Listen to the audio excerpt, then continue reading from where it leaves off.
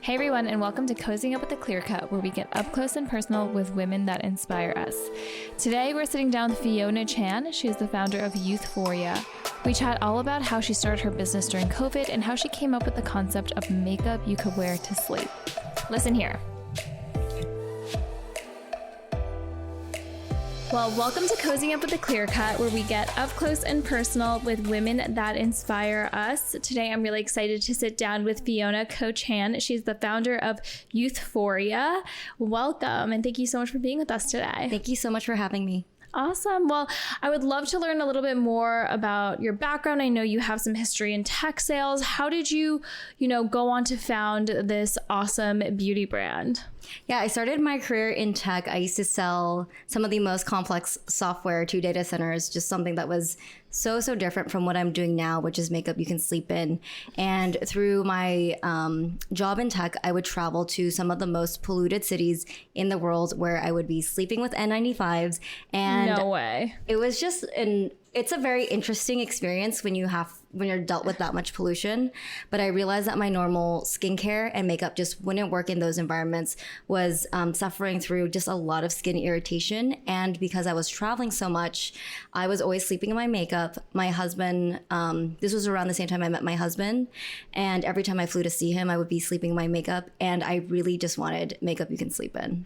Yeah, I saw that makeup you can sleep in. So we were talking about it. We're like, do you put the makeup on before you sleep so you don't have to wake up and do your makeup, or is it like so you don't have to like wash it off every single time? And what does that mean, and how did you create that? I think it's really just this idea that if you accidentally fall asleep in your makeup, you don't feel guilty. I've had so many experiences where I had a really fun night out. The next day I would wake up and my skin would be super irritated. I would tell my girlfriends, and just the look of horror on their faces. I really wanted something where if I napped in it, if I slept in it, I didn't have to worry. And it seems so strange because like if we're putting on this makeup for like basically like hours on hours all day, shouldn't it be okay to sleep in it too? Like if it can be on our face for like 12 hours at a time, so how did you make a makeup that you could sleep in and that would be okay for your skin? Because that ultimately means it's okay for your skin all the time, right? Yeah, I always was like, does your skin know if you're sleeping or not? Yeah. And the way that we make makeup you can sleep in is when we're making these true skincare makeup hybrids. I was, when I grew up, my mom always told me makeup is really bad for your skin. You have to be really careful. But I love makeup and I love putting it on every day. I wanted to make makeup that could act like skincare, could like actually improve your skin, could hold its own weight in that, but also like have these nice textures and these nice colors.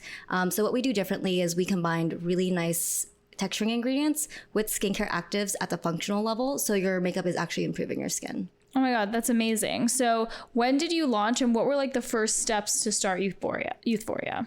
I launched in April 2021, and then to start Youthforia, it's a long story, but basically what had happened was I was stuck in Hong Kong in 2020. It was during the pandemic, and most of the ideas for Youthforia came about because I was stuck in this apartment. And I just remember thinking makeup is about putting it on to go out and see people, have fun. And that's, where the idea for makeup you can sleep in came about. Did not know what I was doing. Also had no one that I could talk to. So it was just a lot of Googling things. And because it was a pandemic, most of these products, I didn't have that many people to test it on, just my husband. So, and I know you work with your husband too. Yeah. So it's, the earliest days I would put everything on him, see if it worked on his skin color. We're best known for our color changing blush, and I would swatch it on him. It was a different color. I would sleep in it, and then I would make him sleep in it because I didn't have other people to test on.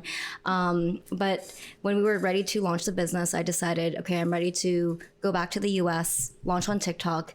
And so packed all of our stuff, put it on a boat, had no furniture, and just started launching the business. It was like a very insane week. And you said you wanted to launch on TikTok, and TikTok specifically. Why was that? I think it's just like a really fun content format. Like our products are very visual. Even our primer has like a really drastic before and after, especially on my mom. And it's it's just like a fun way to communicate with your community. So I always knew I wanted to be on TikTok. Had not been like a content creator before. Just thought, okay, like maybe I'll figure it out. But I've learned that it's like a really fun platform. It's, I think, my favorite platform now, and our business started on Instagram, and now I'm like, oh, well, I think TikTok is so much more fun. Like, I'm more of a user of it. What do you think? Do you think now that most brands should be on TikTok? Because I know I've talked to a lot of founders who start on Instagram and they're like, oh, no, it's only young people there. Like, we don't need to be on the platform. I like it because you will know instantly if your message is resonating or not, because you have like 15 seconds or less, or even now like it's a little bit longer, but you know right away what's going to resonate, what doesn't. And it's just like a great testing platform, and it's really easy to create content. Like, all of my content is not professional. I don't have a studio. I don't have crazy editors. I just kind of talk to the camera. So I like that it's easy to just, you know, express myself, share. I know like you also do a lot of educational content. I like doing educational content on TikTok as well. And I think it like lends itself to being like authentic. Like, you don't need everything to be perfect, because that's kind of what resonates with like the people on TikTok. Yeah, and it's just like, I don't know, there's like all these micro trends, all these memes, and it can just be like its own little world. So it's a little bit fun. Yeah, totally. So what were the first products that you launched with and like came out with, and why did you choose those specifically? So we launched with 5 lip glosses, and then we also launched with our color changing blush oil. That's our hero product. It's like our bestseller still to this day. The idea for the color changing blush oil kind of came about because one day I was like, I really want to make a universally flattering blush. And how do we do it in a skincare way? One day it really just felt like it hit me, like just smacked me in the middle of the face, that like color changing might work. And we tried many different formulas. Some of the first ones were just disasters. They just looked so bad. But the one that we ended up going with, when I swatched it on my husband, it was a different shade of pink on him than it was on me, but it was a perfect shade of pink for his skin color. And I was like, this is really cool. And there's just something where I think some products are so magical, you just know on a gut level, this is going to be really, really like special and really cool. That's so awesome. And I feel like the concept is like, duh, like we should definitely have like makeup that's also good for our skin. And the beauty space and skincare is so saturated, but why has no one like thought about combining the two before? I have wondered this so much. And I was just like, as a person who loves to wear makeup, like I would also really want this to be great for my skin, but I just couldn't find it. And every time I found makeup that, was a skincare makeup hybrid, the textures weren't quite right. Mm-hmm. It's hard to not compromise on the textures because it looks so different on skin while making sure that it's also great for your skin. So do you still, when using your products, still combine like other skincare products, or do you solely use like your makeup? I do use skincare products underneath, but I will think about how it might interfere with my makeup or like the layering of it. For example, sunscreen is something that could dissolve your makeup because it's oil soluble. So I'll think about it from a chemistry standpoint. How do we make products that can bridge that gap between your skincare and your makeup while making sure that your skin improves over time and your makeup doesn't dissolve by the end of the day? And you didn't have like a background in like chemistry or anything like that before starting this, did you? No, I was so bad about even going to high school chemistry classes, but if it's about making makeup, I will watch so many YouTube videos, and it's just something that I picked up. I work with, great scientists, and they've taught me so much about the chemistry of makeup, but also like makeup artists, they really understand the chemistry of all the makeup products that they use. And so there is just like this passion of chemistry just in the makeup industry, which I find really cool.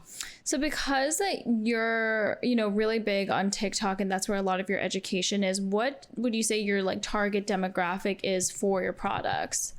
I think I created this brand for a younger version of myself. Like these are products that I wish I had when I was 18 to like maybe, in my late 20s, but I like using ingredients that I will want in my 60s and older. So I like to think that we're just inclusive at the formulation level. So I will always think about like, how will this texture look on, let's say like my 60-year-old mom, but will this also work for, a 13-year-old girl who might be going through or struggling with like acne prone skin?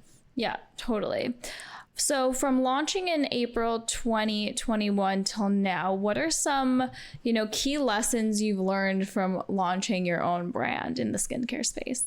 I think the biggest lesson is, this sounds really corny. That's fine. But like being yourself, I feel like every time I really embraced that, it always did really well for me. Like even, the idea of a color changing blush, that was something that was very unique to us. And it was just something that we felt like would work really well.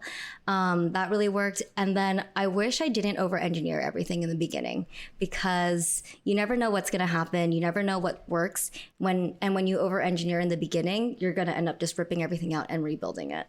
What do you mean by over engineering? Like, I remember when I first started the business, I thought it would be very driven by like Instagram ads, and like we had to stand up all these dashboards and do things in a very specific way. And then iOS happened, and everything that I, all that time I spent building all that stuff ended up having to get ripped out anyways. And just, taking an approach of just a wait and see, or a test and see approach. Totally. So because of that iOS change, have you shifted your like marketing strategy at all? I've never experienced the pre-iOS days. Okay. So that's probably good. I don't know. I hear all these great things about the heyday of Instagram ads, but so we've always been really organic. So if you were to give any advice to like another young woman who wants to like launch a skincare line or start their own brand, like what are 3 pieces of advice you would give to them? The first one would be just start it. There's never a good time, and you will develop resilience over time. The second one is have like a testing mindset and a testing framework. You really have no idea what's going to happen. We launched our business right when the pandemic started, and there's always something that happens. Like it's either, whether it's supply chain or iOS, there's a lot of macro things that you can't control. So it's good to be able to control what you can control and then pivot as needed. And then third, hire a great team around you when it's time to hire a great team.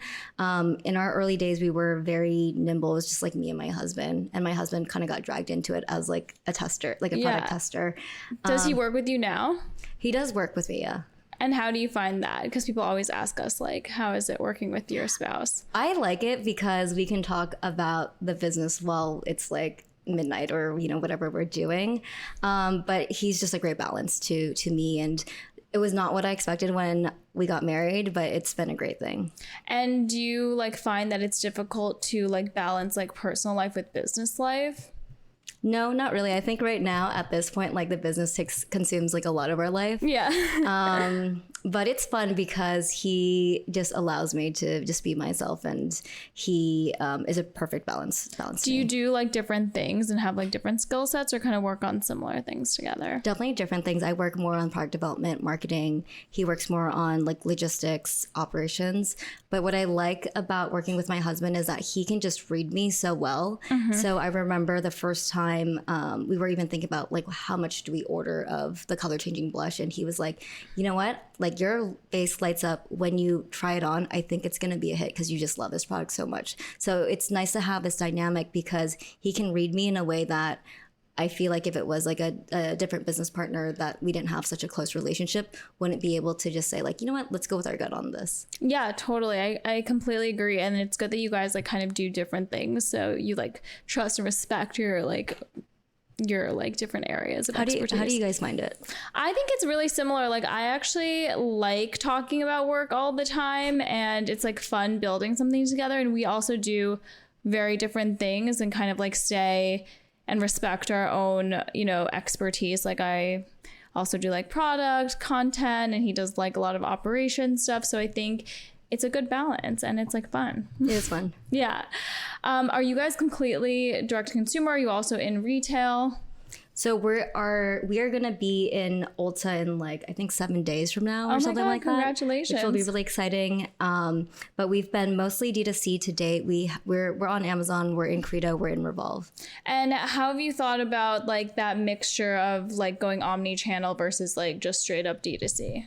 I think it depends on the category. For color cosmetics. It's something where you want to try it on your skin. You want to see if the colors work on your skin tone, work for your skin type, how the textures feel. So I'm really excited to add this to our channel mix just because it's how I fell in love with makeup. And I think it's something where our textures are really unique. Even like our primer, it's like a silicone-free primer. It feels really different. So I can't wait to see this. Every time I've seen our community in person and I've swatched it for them in person, like the look of surprise that people get is something that's really exciting. So I'm excited for people to interact with our brand in that way.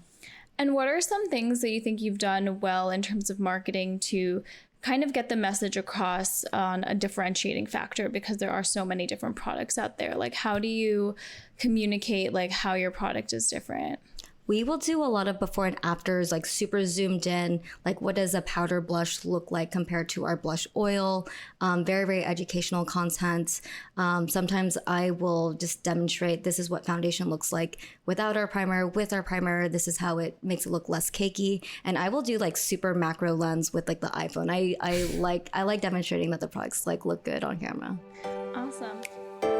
Hey everyone, Olivia here. Hope you're enjoying our episode. Our Clear Cut collection features fine jewelry pieces inspired and designed with you in mind. Our collection is ever changing and each piece is handmade and made to order here in New York City. Don't forget to check it out and use the code COZY, C-O-Z-Y, for free shipping on any purchase.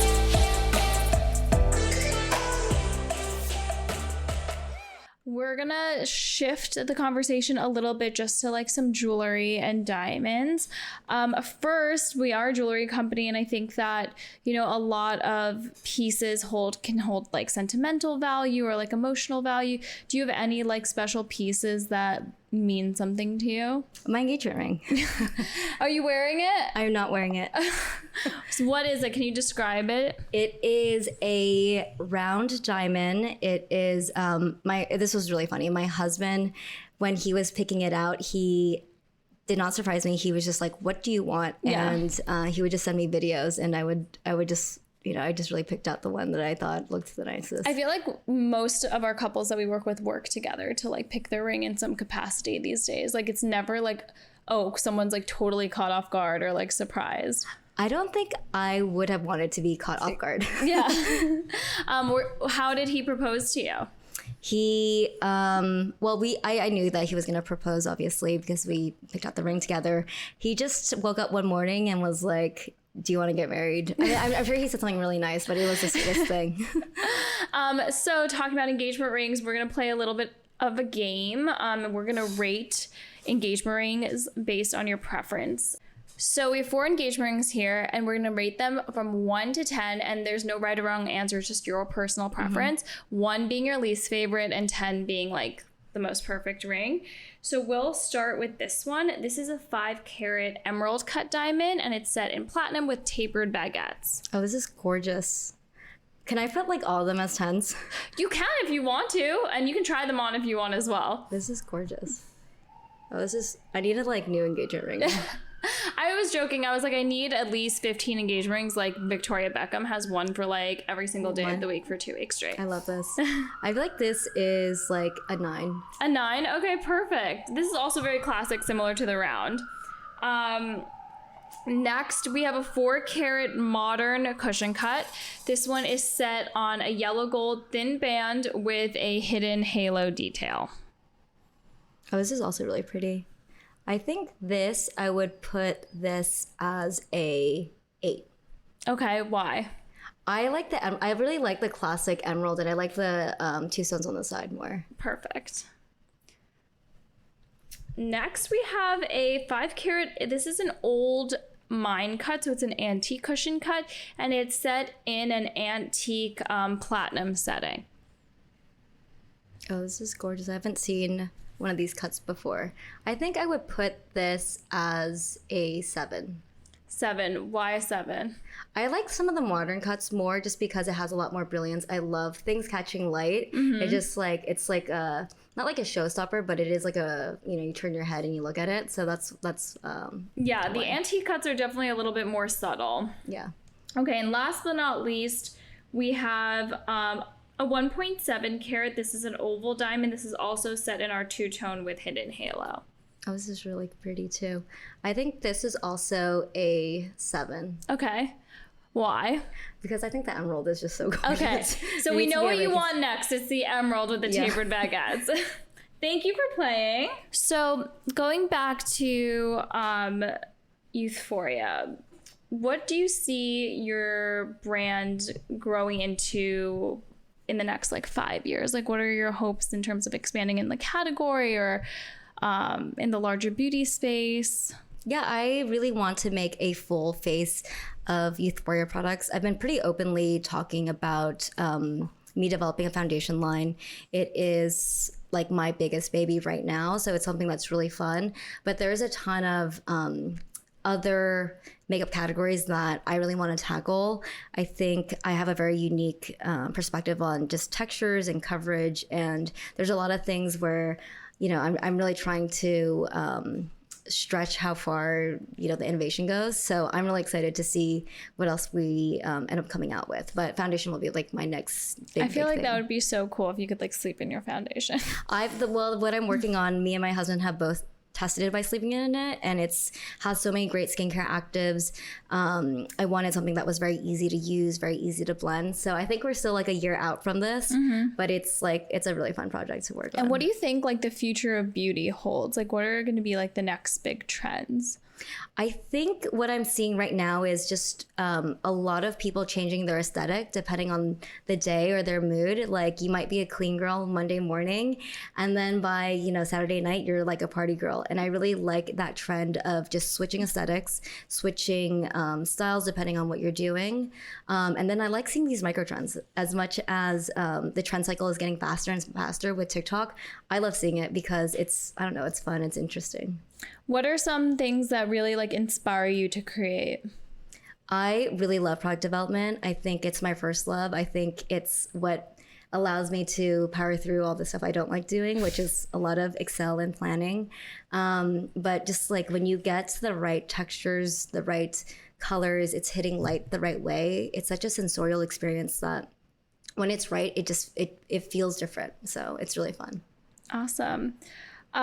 So tell everyone where they can purchase your product, follow you, all of that good stuff. So you can find us at youthforia.co, and then our TikTok and Instagram is also at Youthforia. Awesome. Thank you so much for being with us today. Thank you so much. That was such a fun conversation. I loved learning about how she came up with the concept of her business. Would you guys try color changing blush? I'm super interested in it. Let me know.